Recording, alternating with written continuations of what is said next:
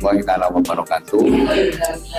Langsung Bapak saya pertanyakan apa kejadian yang sudah menjadi kejadian di masyarakat. Seperti pertanyaan saya mengenai legalitas materai. Apa fungsinya materai? Sedangkan orang di desa itu kalau tidak ada materai dianggap tidak sah dalam perjanjian. Apakah legalitas materai itu? Apakah kalau perjanjian itu tidak ada materai, apakah itu dianggap tidak sah secara hukum? Saya mohon pencerahan dari 1320 KUHP Perdata.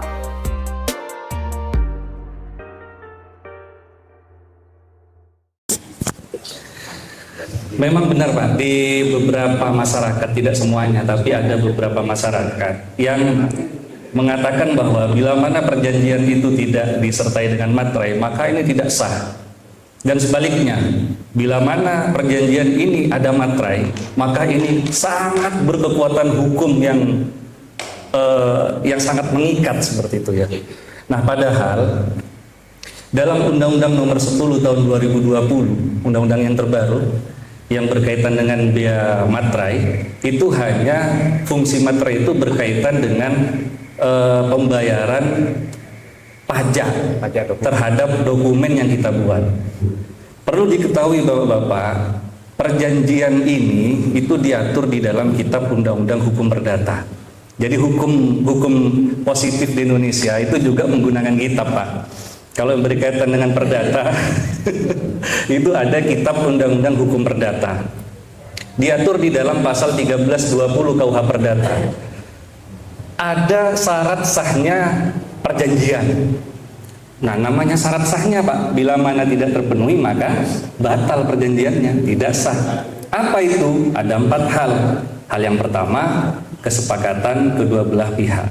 Karena pengertian perjanjian itu sendiri adalah ikatan hubungan antara orang yang satu dengan orang yang lain dalam melakukan perbuatan hukum untuk memenuhi hak dan melaksanakan kewajibannya sebagaimana yang ditentukan dalam klausul-klausul perjanjian.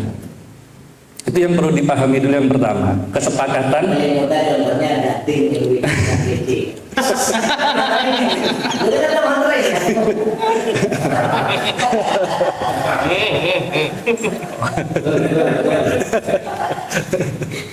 Jadi yang pertama, syarat yang pertama Pak, kesepakatan kedua belah pihak. Yang kedua, nah apakah harus perjanjian itu tertulis Pak? Tidak. Perjanjian itu tidak harus tertulis, lisan maupun tulisan. Itu sah bila mana memenuhi 4 syarat yang saya sebutkan tadi. Yang pertama, kesepakatan kedua belah pihak.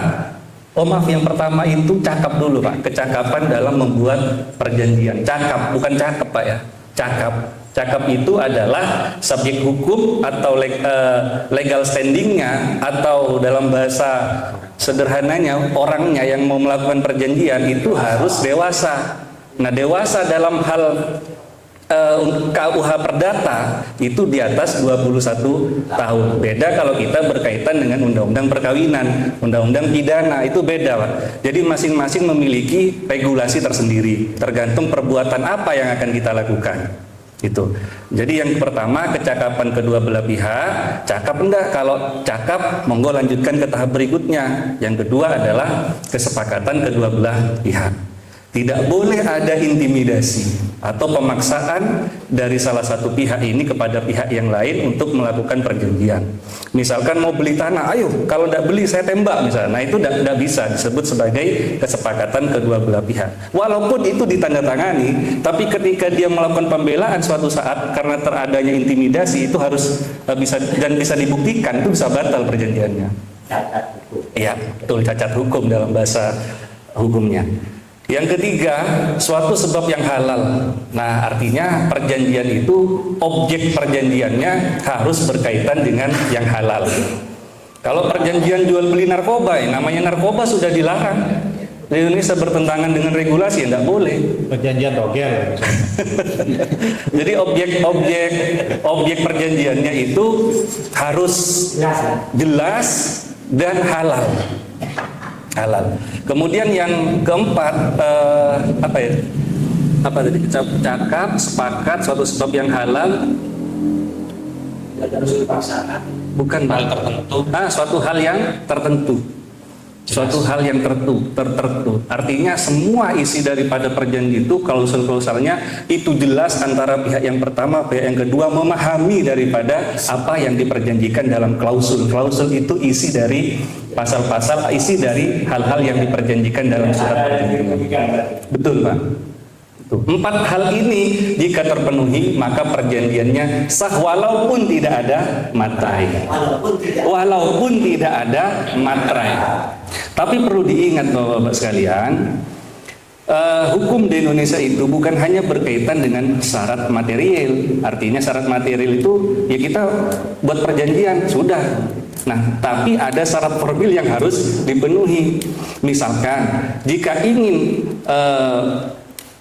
dokumen atau suatu perjanjian itu memang diinginkan sebagai dokumen yang autentik, karena dalam hukum di Indonesia itu ada dokumen, ada bukti yang otentik, nantinya ada bukti yang di bawah tangan atau akta di bawah tangan, ada akta otentik. Nah, apa dampaknya?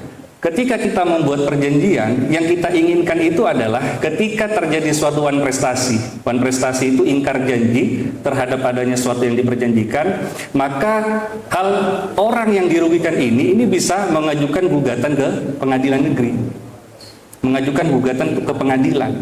Nah, sedangkan di pengadilan untuk membuktikan sesuatu itu perlu adanya bukti surat dalam hukum perdata. Nah, bukti surat itu bila mana buktinya itu autentik, maka kualitas kekuatan pembuktiannya itu akan dipandang baik oleh majelis hakim. Nah, ini yang perlu diingat. Walaupun dalam KUH Perdata dikatakan perjanjian itu lisan dan tulisan itu diperbolehkan, tetapi dalam hal pembuktian, data atau bukti yang autentik itu lebih unggul daripada bukti akta yang di bawah tangan.